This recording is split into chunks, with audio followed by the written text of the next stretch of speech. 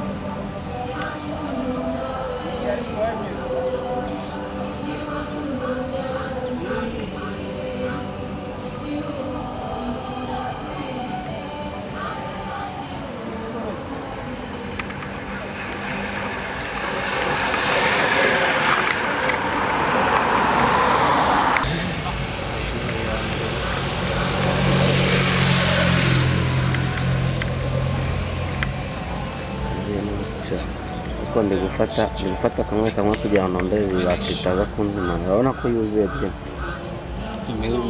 None ahisemo hano haragize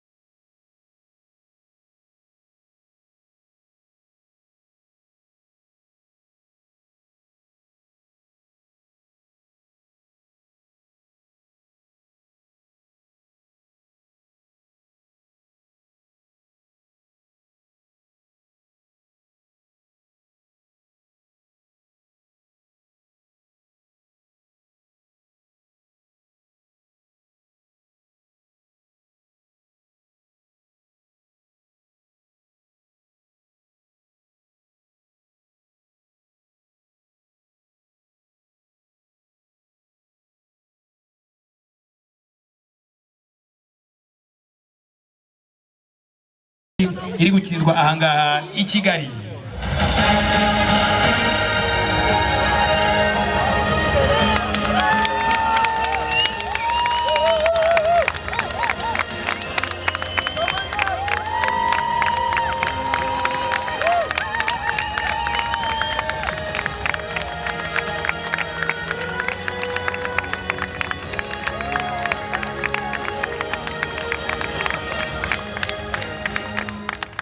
Award ceremony of the 2025 UCI Roll World Championships Women Junior Individual Time Trial.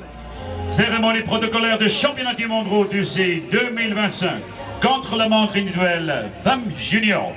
Hagiye guhembwa abatsinze muri shampiyona y'isi y'amagare y'ibihumbi 2025 mu bangavu Juniors Women Individual Time Trial. The medals and jersey will be presented by Mr. Jose Manuel Pelaez, UCI Management Committee member. Les médailles et le maillot seront remis par Monsieur José Manuel Pelaez, membre du comité directeur de l'UCI. Imidari n'imyambaro igenerwa abatsinze igiye gutangwa na bwana Jose Manuel Pelaez, umwe mu bagize komite nyobozi ya UCI. In third place and winner of the bronze medal representing Norway. À la troisième place, et vainqueur de la médaille de bronze représentant la Norvège. Ku mwanya wa gatatu n'umudari w'umuringwa byegukanywe n'umukinnyi ukinira Norvège ariwe Oda Gising.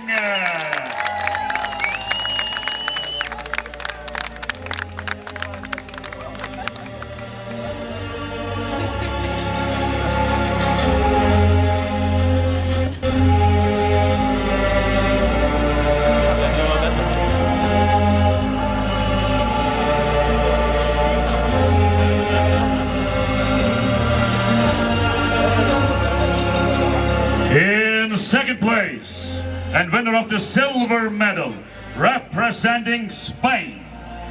À la deuxième place et vainqueur de la médaille d'argent représentant l'Espagne. Ku mwanya wa kabiri n'umudari wa feza byegukanywe n'umukinnyi ukinira Espagne. Paula Oftis-Taco.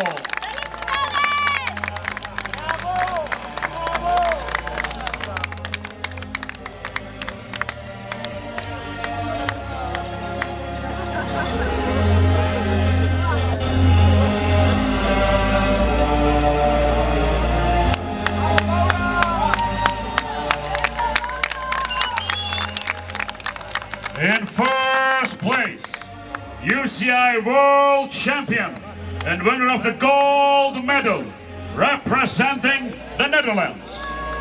À la première place, champion du monde UCI et gagnante de la médaille d'or représentant les Pays-Bas. Shampiyona y'isi yo gusiganwa ku magare n'umudari wa zahabu yegukanywe n'umukinnyi ukomoka mu Buholandi. Megan.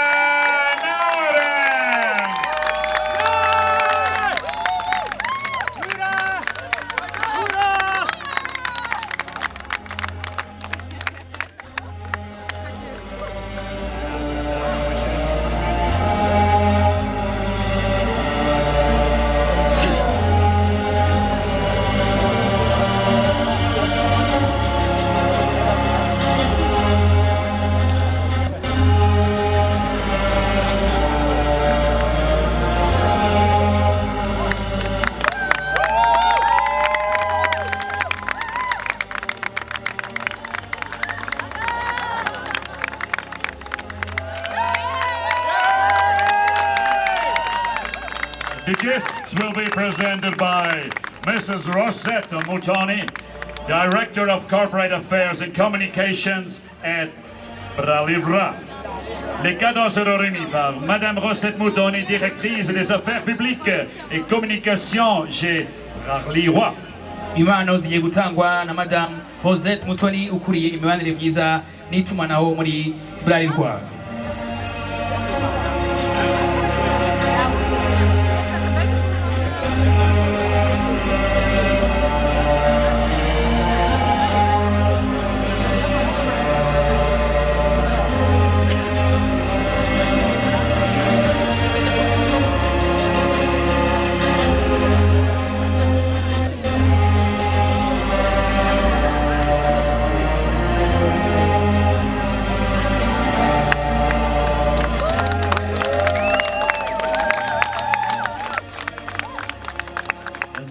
Castle Watch will be presented by Mr. José Manuel Pelaez, UCI Management Committee member.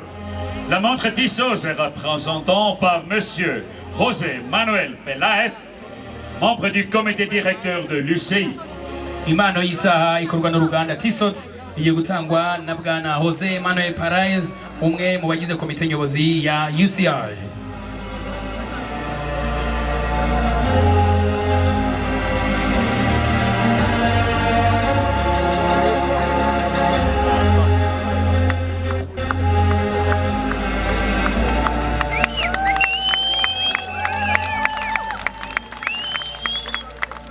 And now, ladies and gentlemen, in honor of our new UCI World Champion, we present the national anthem of the Netherlands. Mesdames et messieurs, en l'honneur de notre nouvel champion du monde UCI, nous vous présentons l'hymne national des Pays-Bas. Mudufasha nanone gushimira wegukanye shampiyona y'isi y'amagare mu gukomeza kumuha icyubahiro. Twese duhaguruke mu gihe arimbwa indirimbo yubahiriza igihugu cye cy'Ubuholandi.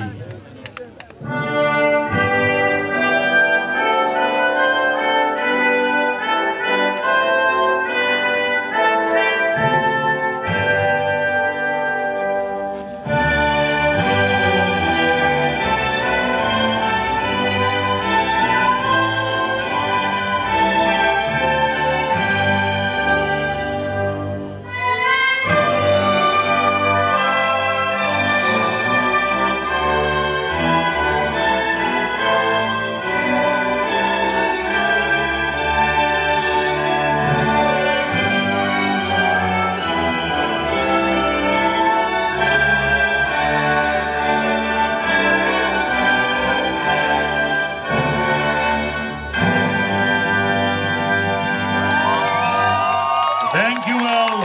Thank you. Merci. And now, ladies and gentlemen, please, one more time, your applause for our medalists. Mesdames et messieurs, veuillez applaudir une dernière fois nos médaillés. Murakoze cyane, twongera dushimire abegukanye imidari muri rushanwa mu byiciro bitandukanye aribo Megan Arends, Paula Ostis Taco, and Ola Erne Giesinger.